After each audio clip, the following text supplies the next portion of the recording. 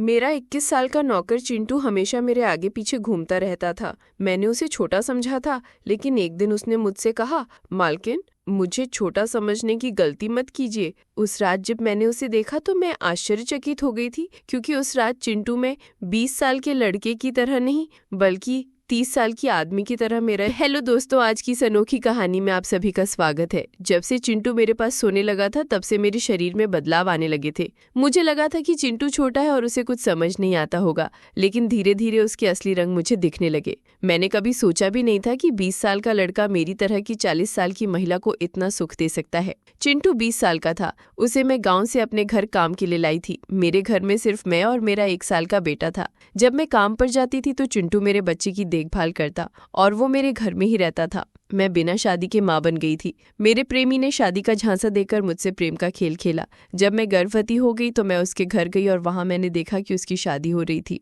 उसने मुझसे प्रेम का नाटक किया और किसी और लड़की से शादी कर ली थी। मेरे पेट में पल रहे बच्चे को मारने का मेरा मन नहीं हुआ, और जब मैंने गर्भपात कराने का सोचा तब तक समय निकल चुका था। मैं 5 महीने की गर्भवती हो चुकी थी। मेरे माता पिता ने मुझे और मेरे बच्चे को स्वीकारने से इनकार कर दिया। तब मैं अकेले रहने लगी। कई महीने पहले मैं अपने गांव गई थी अपने दादा के 100वें जन्मदिन के लिए। मेरे दादा ने मुझे जन्मदिन का निमंत्रण भेजा था और इसलिए मैं गांव गई थी। मेरे बेटे को वहां सिर्फ मेरे दादा ने ही प्यार से गोद में लिया था। राहुल उनके पास खेल रहा था। तभी ऑफिस से मेरा फोन आया और मैं कुछ देर के लिए फोन पर बात करने के लिए बाहर चली गई। जब मैं वापस आई तो मेरा राहुल दादा के पास नहीं, बल्कि घर के एक नौकर के पास था। मैंने देखा कि राहुल उस नौकर के पास अच्छे से खेल रहा था। मैंने अपने बच्चे को उस नौकर से लिया और वहां से जाने लगी। तभी उस नौकर ने मुझे रोका। वो कहने लगा, मालकिन, मुझे थोड़ी मदद चाहिए। मुझे पैसे की नहीं बल्कि काम की जरूरत है। उसने अपना परिचय दिया और कहा, मैं चिंटू हूँ। मैं इस घर में गाय भैंस की गौशाले की सफाई का काम करता था, लेकिन अब बड़े साहब गाय भैंस बेचने की बात कर रहे हैं। अगर आपके पास कोई काम हो तो दीजिए। मुझे काम की बहुत जरूरत है। मेरे माता पिता भी मजदूरी करते हैं। मुझे काम की बहुत जरूरत है। तब मैंने कहा, मेरे बच्चे की देखभाल का काम है, लेकिन इसके लिए तुम्हें शहर चलना होगा। इस काम के लिए मैं तुम्हें 5,000 रुपये महीना दूंगी। चिंटू मेरे साथ शहर आने के लिए तैयार हो गया। आरव उसके साथ अच्छे से रहता था और ये देखकर मैंने चिंटू को अपने घर लाने का फैसला किया। चिंटू तब से मेरे घर में ही रहने लगा। उसने कहा कि हर 4 महीने बाद जब थोड़े पैसे जमा हो जाएंगे तब वो अपने गांव जाएगा। चिंटू दिन भर मेरे बच्चे की अच्छे से देखभाल करता और घर के कामों में भी मेरी मदद करता। चिंटू को घर आए 1 महीना हो चुका था और इस 1 महीने में उसने मेरा दिल जीत लिया था। उसकी देखभाल से मेरे बेटे की सेहत भी सुधर गई थी। जो राहुल मुझे परेशान करता था, अब वह चिंटू के हाथों से अच्छे से खाना खाता था। मैंने चिंटू को एक अलग कमरा दिया था। एक दिन रात में राहुल बहुत रोने लगा। किसी भी तरह से वो शांत नहीं हो रहा था। बच्चे के रोने की आवाज सुनकर चिंटू मेरे कमरे में आया और उसने आरव को मुझसे ले लिया। चिंटू के पास जाते ही राहुल शांत हो गया था। रात बहुत हो चुकी थी। राहुल चिंटू को छोड़ नहीं रहा था, तो मैंने चिंटू को अपने कमरे में ही सोने के लिए कह दिया। सुबह जब मैं उठी तो राहुल चिंटू से लिपट कर सो रहा था। उस रात के बाद से चिंटू राहुल के लिए मेरे कमरे में सोने लगा। चिंटू के आने के बाद सब कुछ अच्छे से चल रहा था। चिंटू के काम से खुश होकर छुट्टी के दिन मैं उसे मॉल लेकर गई। वहां मैंने उसके लिए अच्छे कपड़े खरीदे और सैलून में जाकर उसकी नई हेयर स्टाइल बनवाई। चिंटू देखने में अच्छा था, लेकिन वो एकदम साधारण तरीके से रहता था।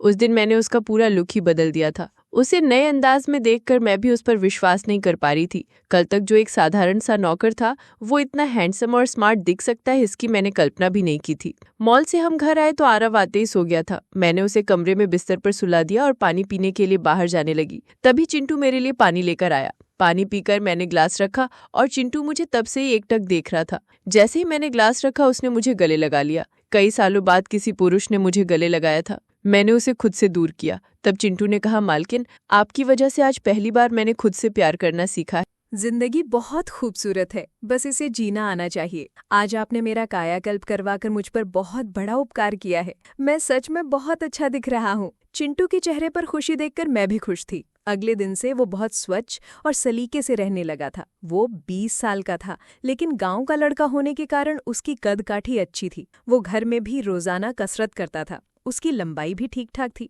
मैंने उससे उसकी पढ़ाई के बारे में पूछा था, लेकिन उसने कहा कि अब उसका पढ़ाई से मन उठ गया है। हर सुबह ऑफिस जाने से पहले मैं अपने बच्चे को दुलार कर ऑफिस के लिए निकलती थी। सुबह ऑफिस जाने से पहले जब मैंने राहुल को चूमने की कोशिश की, वो चिंटू की गोद में बैठा हुआ था। अचानक उसने अपनी गर्दन घुमाई और मेरा चुंबन गलती से चिंटू के गाल पर जा लगा। एक पल के लिए सब कुछ थम सा गया। मेरे चेहरे पर शर्म की लाली फैल गई और मैंने बिना देर की उससे माफी मांगी। फिर तेजी से ऑफिस के लिए निकल गई। पूरा दिन वो अनजाने हुए पल की याद मन को बेचैन किए रही। शाम को घर लौटी तो चिंटू की आंखों में झांकने का साहस नहीं जुटा पा रही थी। वो सामान्य रूप से अपने काम में व्यस्त था। उसने राहुल को खिलाया, सुलाया और फिर हम दोनों ने साथ में खाना खाया। खाने के दौरान भी एक अजीब सी खामोशी थी, जिसे तोड़ने का कोई उपाय नहीं सूझ रहा था। खाना खत्म करके मैं अपने कमरे में चली गई। माइग्रेन का दर्द फिर से सर चढ़कर बोल रहा था। दवा की पट्टी खोलते हुए मैंने सोचा, कितने दिनों से ये सिलसिला चल रहा है। दर्द, गोलियां और फिर भी कोई आराम नहीं। दवा लेकर भी जब राहत नहीं मिली तो मैं बिस्तर पर बैठकर सिर दबाने लगी।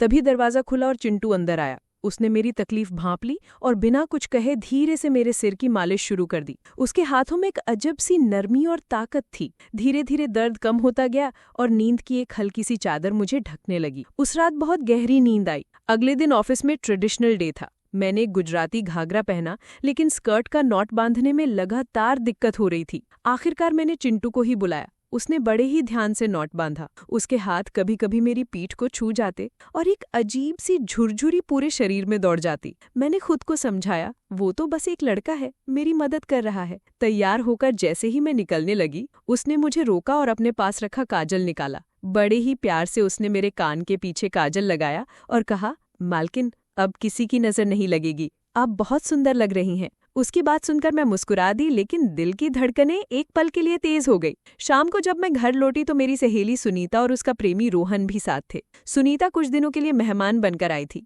चिंटू ने उस रात बेहतरीन खाना बनाया, लेकिन सुनीता और रोहन नशे में इतने डूबे हुए थे कि खाने तक नहीं आए। रोहन ने जब खाने की मेज पर बैठकर मेरी तारीफ करनी चाहिए तो चिंटू की नजरें उसे जलती हुई सी लगी। बाद में जब रोहन चला गया तो चिंटू ने मुझसे शिकायत की उनके व्यवहार की। मैंने उसे डांट दिया, कहा कि वो एक नौकर है और मेहमानों के साथ ऐसा व्यवहार ठीक नहीं। वो चुपचाप चला गया, लेकिन रात में मेरे लिए पानी लेकर आया। मैंने दवा खाई और सो गई। उस रात वो मेरे कमरे में नहीं आया, लेकिन सुबह उठी तो वो राहुल के पास ही सोया हुआ था। अगले दिन की शुरुआत ही सुनीता के गुस्से से हुई। उसने दावा किया कि चिंटू ने रोहन का हाथ तोड़ दिया है। चिंटू ने शांत होकर कहा कि शायद रोहन नशे में संतुलन खोकर गिर गए होंगे। मैं जानती थी कि चिंटू झूठ बोल रहा था, लेकिन उस वक्त कुछ नहीं बोली। सुनीता और रोहन चले गए और चिंटू ने मुझसे माफी मांगनी चाही, पर मैंने टाल दिया। उस दिन मैंने छुट्टी ले ली थी। कई दिनों की थकान उतारनी थी। नाश्ते के बाद जब मुझे चाय की तलब हुई तो चिंटू कहीं नजर नहीं आया। उसके कमरे का दरवाजा खुला था। अंदर जाकर देखा तो वो अभी अभी नहाकर बाहर आया था, बिना शर्ट के। उसका शरीर मजबूत और सुडौल था,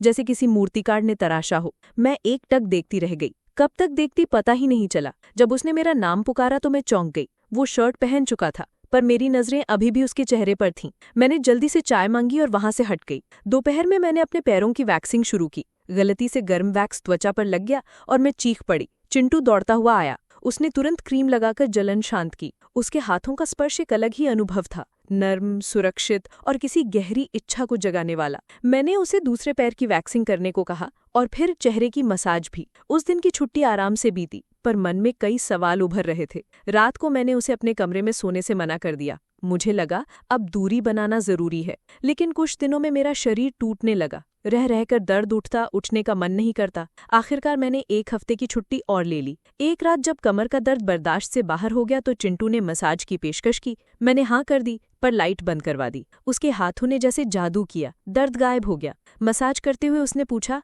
आप इतनी सुंदर हैं, फिर अकेली क्यों हैं? मेरे पास कोई जवाब नहीं था। फिर वो दिन आया जिस दिन मैं अपने पुराने प्रेमी से मिलनी थी। पूरा दिन व्यस्त रही, पर रात को भावनाएं उमड़ पड़ी। राहुल के सामने ही मैं जोर जोर से रोने लगी। चिंटू पानी लेकर आया। उसने मुझे शांत किया, दवा दी और जब राहुल के जागने का डर हुआ तो मुझे अपने कमरे में ले गया। मैंने उसे गले लगा लिया, शायद बहुत देर तक। भावनाओं की उथल पुथल में मैंने कहा, आज रात तुम्हारे साथ रहना चाहती हूँ। उसने विनम्रता से कहा, मैं छोटा हूँ मालकिन, मुझे कुछ नहीं आता, पर मैंने उसे रोके रखा। सुबह उठी तो वो राहुल को दूध पिला रहा था। उसने नजरें नहीं मिलाई। सुनीता फिर से आई और उसने चिंटू को बदतमीज कहकर निकालने की सलाह दी। मैंने अनसुना कर दिया। लेकिन एक रात जब राहुल रोया और मैंने देखा कि चिंटू चुपचाप मेरे कमरे में आकर मेरा फोन देख रहा है, तो मैंने उसे पकड़ लिया। मैंने उसे सुनीता के बॉयफ्रेंड की पिटाई का वीडियो दिखाया और पूछा, तुम झूठ क्यों बोल रहे थे? उसका जवाब था, जो भी आप पर बुरी नजर रखेगा मैं उसे माफ नहीं करूंगा।